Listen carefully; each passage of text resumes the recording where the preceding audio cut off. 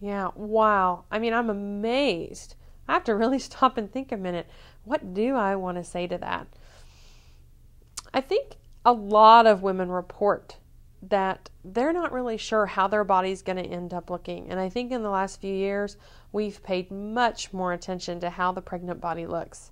Just think about maternity clothes. When did we move from a muumuu to tight-fitting lycra or exposing our pregnant belly all together in public places? Much of the messages you and I get just out there every day, even at the store or at the dry cleaners, is that people want pregnancy to be sexy.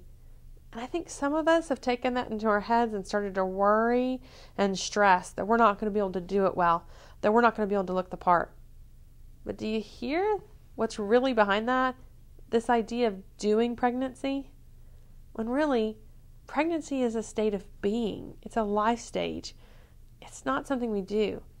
It's not the lead in a one-act play. And all of us are trying out for Broadway.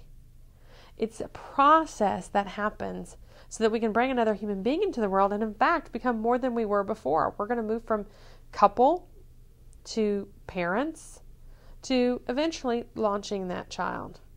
But let's talk specifically about that critic who seems to be running and storming around in your head, perhaps even making your heart feel less excited about this pregnancy.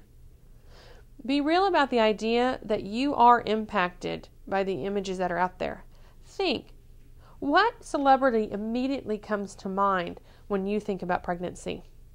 What kind of image immediately comes to mind when you think about pregnancy? When I hear that this particular voice, and it is an internal voice, seems to be demanding from you, is this that you somehow acknowledge and surrender to the idea that you're weak, that you can't do this, that somehow you don't have the right to go ahead and be pregnant the way that your body's going to normally be pregnant. Do you hear that kind of life-ending message that's behind that? I'm glad you recognize that it's a voice separate from you. And now I want you to entertain the idea of talking back to it. See, all of us have to get real aware of what our inner self-talk is. Not because we're crazy people and we have more than one personality or we're hearing things.